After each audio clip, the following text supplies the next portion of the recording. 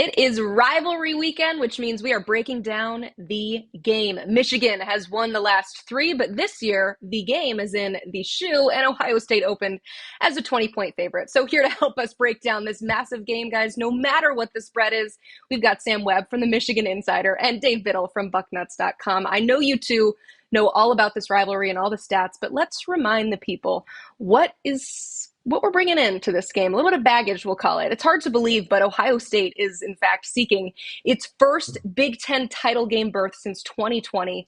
You might be asking yourself, why has it been a while? Well, Michigan has won 3 straight, but each team has been well represented in the conference championship. At least one of them has been in each of the last 7.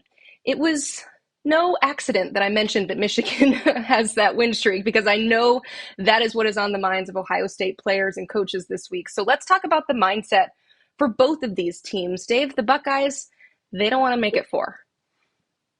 They do not, Emily, and they are locked in this week. They have a very serious mindset. They've had this game circled, of course, all season. Yeah, the Buckeyes have ultimate goals, but this was the number one goal out of all of their mouths entering the year. Head coach Ryan Day, the players, was to beat, as they called them, the team up north. And Michigan's won the last 3 games in this rivalry, of course. And, prior to that, Ohio State dominated. They won 17 of the previous 19 games in the rivalry, and then Michigan's taken it to them last year was actually a close game, but Michigan's taken it to them the last 3 years. So this is the number one goal for Ohio State entering the year, was beating Michigan. Then they said win the Big Ten title and then the national championship. So it's all on the line in the Horseshoe this Saturday.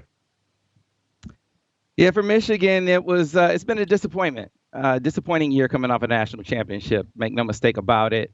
They came in with expectations of a repeat, talking about a team, a defense that could be better than last year, and they fell short of those expectations, right? An offense that replaced basically everyone, and at quarterback, when you replace J.J. McCarthy, when you replace all 5 offensive linemen, when you replace your both coordinators, it was more of a step back than everyone expected it to be. And you're taking those lumps over the course of the season.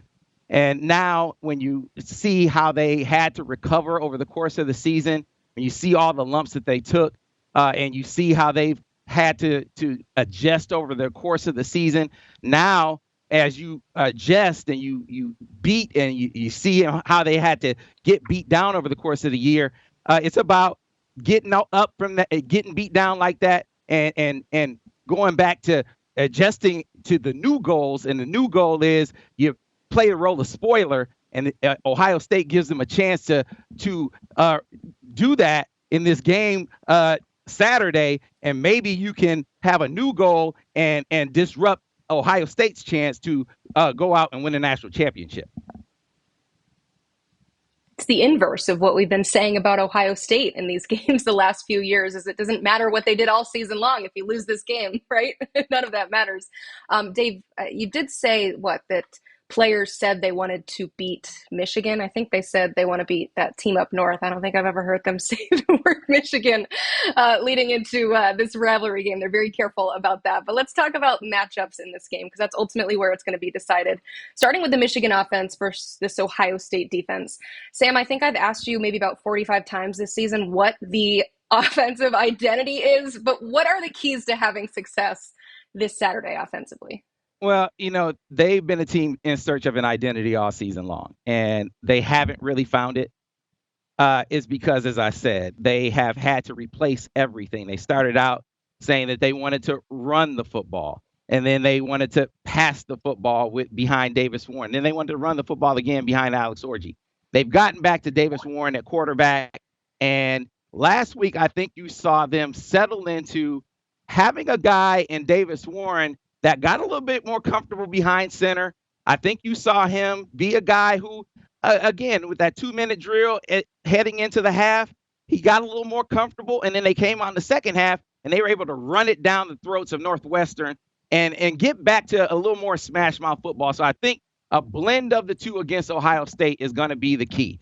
Getting back to Khalil Mullings, running it down their throats between the tackles. I think they want to try to establish him again, but at the same time, throwing it on first down. So I think that's going to be the key. a little bit more run pass mix, that run pass diversity, but leaning on the run still and trying to shorten the game. So throwing it on first down to keep them off balance a little bit, but leaning on the run to shorten the game. You cannot get into this game thinking you're going to throw the ball a ton because Ohio State is going to get after the quarterback. You don't have the line that's going to be able to protect the passer. And your key is to end every possession with a kick. Punting is good in this contest. Play to your defense because your key, if you're going to win this game, whatever chance you have, is to play to your defense and get to the fourth quarter. Ryan Day does not want to play a close game. If it's a fourth quarter game, that is the best case scenario for Michigan. You got to run the football. If all else fails, to me, a close game is your elixir. That is the key for Michigan. This is an Ohio State defense that has been playing excellent since the Oregon game. I mean, they're the number one defense in the country overall, this country, and scoring defense, total defense, and they just keep getting better.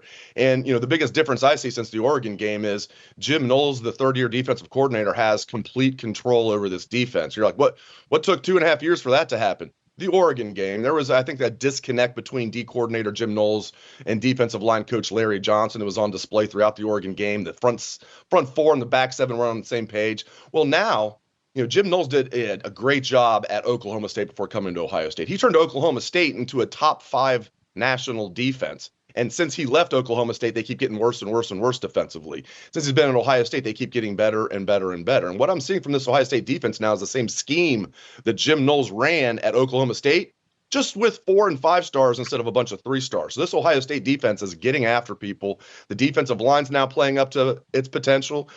Caleb Downs and Lathan Ransom might be the best safety combination in America. And the linebackers, which I thought might have been the weakness, they've been playing really well, especially Cody Simon and Sonny Styles. So this is a very good Ohio State defense. They're going to try and make Michigan one-dimensional. Michigan's a very good running team. They struggle throwing the ball. Ohio State wants to make sure that they focus on the running game, and they want to make Davis Warren try and beat them.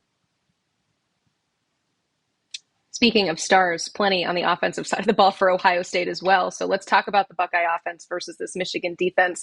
Dave, the patchwork, I'll call it, offensive line held up pretty well against Indiana. I know that was a big concern going into that game, but what's the concern now against this Wolverine defense? That's still the concern, Emily, even though you're right. The new look lines, the second time they've had to shuffle, they've lost 2 starting linemen for the year. The new look line looked good against a good Indiana defense. Good Indiana front that has good blitz schemes. That's not the same front they're going to face this Saturday. Michigan's defensive front is fantastic. I thought Mason Graham and Kenneth Grant were their best D tackles last year, and Chris Jenkins was awesome. Was a second-round pick by the Bengals and was having a good year as a rookie, and I think he was their third best D tackle last year. Both those guys are back, Mason Graham and Kenneth Grant. Stewart on the edge. They've got a fantastic D-line, and Ohio State, yeah, they look good against Indiana. Can they win the battle of the line of scrimmage against Michigan? If they do, Ohio State's going to win this game. If Ohio State's offensive line can win the battle, if Ohio State can, run the ball, they're going to mix things up. But, the new left guard, Austin Seiberveld, new center, Carson Hinsman, who actually started all 12 games at center last year, including against Michigan. If those guys can hold up well against these beasts that Michigan has at D tackle, it's going to be a good day for the Buckeyes. If Michigan's able to disrupt the line of scrimmage, get pressure on Will Howard, shut down the running game, it could be a long day. This is the game. This is the game for Michigan, Emily. The front 7 for Michigan. And if you watch Michigan over the course of the season, this is where the evolution defensively has really come for Wink Martindale, where the improvement defensively has really come, the reliance on the front 4 to really wreak havoc. He still blitzes. There's still the sim pressures, but not as frequently as we saw earlier in the season. He has really relied on the front to get pressure, and they have delivered. Of course, the guys that you speak most of, and you heard Dave talk about Mason Graham and Kenneth Grant, but Josiah Stewart wreaks havoc off the edge. You saw what he was able to do, for instance, in the Rose Bowl against Alabama. He was the guy that was able to bench press a first-round draft pick into the backfield for Alabama to end that game. He's the guy that's been wreaking havoc off the edge all season long. But in that Indiana game, it was the backups. It was Cam Brandt. It was TJ Guy. Those guys have been coming on. The front 7 for Michigan They are the guys that can really, really get it done in this game. And even if Ohio State wasn't hurt up front, I still would give the advantage to Michigan in this game in the box. So to me, that is the key. Rely on your front to make plays. Rely on your front to wreak havoc. Play, bend, but don't break behind it. And can Ohio State still score a lot of points? Yes, they can. Can they still go on 10-play drives and score points? Sure, they can. But you tip your cap to Ohio State if that gets done, because they're going to bleed the clock. They're going to take a lot of time off the clock when that happens. And that works to your advantage if you're Michigan. You want them to go on methodical drives. If that happens, then you're fine. You're fine if that happens. You don't want them to go on quick strikes because you want this to be a fourth quarter game. That is the name of the game. If you listen to Ryan Day talk in the offseason, he said, hey, we got to make it a no-doubter. We got to leave no doubt. He does not want a close game. You get in a close game, a fourth quarter game with Ryan Day, he will fold. That is the key for Michigan. If you can get to a close game with him, that is how you break him. If it's not a close game in the fourth quarter, he's going to win going away. So that is the key for Michigan, guys. Get to the fourth quarter. See, this is where I disagree with Ryan Day. I want a close game. I always want a close game, especially in this one. Speaking of close games, maybe the opposite. This is the ultimate do not shoot the messenger, but we did simulate this game 20 times on EA College Football 25, the video game, and it is EA Sports that you need to take this up with. It was a clean sweep for the Buckeyes. 20 games, 20 victories. So for each team, we'll start with the overwhelming virtual victors here, Dave. What's the biggest key to pulling out a win in the real game? Winning the battle of the trenches. If Ohio State wins the battle of the trenches, they're going to win this game. You could argue as long as they don't get, as long as they have a stalemate, they're going to win this game because this is a much more talented Ohio State team than Michigan's going to field. Now, does Michigan have a lot of future NFL players? They do. They don't have as many as Ohio State. Ohio State's got the depth. They've got the talent advantage. They've got the home field advantage, and they've got the hunger advantage. And there's a reason Ohio State's a 20.5-point favorite in this game. If Ohio State wins the battle of the line of scrimmage, if they don't turn the ball over or at least have a stalemate in the turnover battle, I think Ohio State's going to win this game convincingly. Michigan's a one-dimensional offense. They've been playing better of late, but there's a reason they're 6-5, and Ohio State's 11-1, number 2 team in the country. So I look for Ohio State to win the battle of the line of scrimmage and to not turn the ball over. And if they do that, Ryan Day will leave no doubt in the fourth quarter.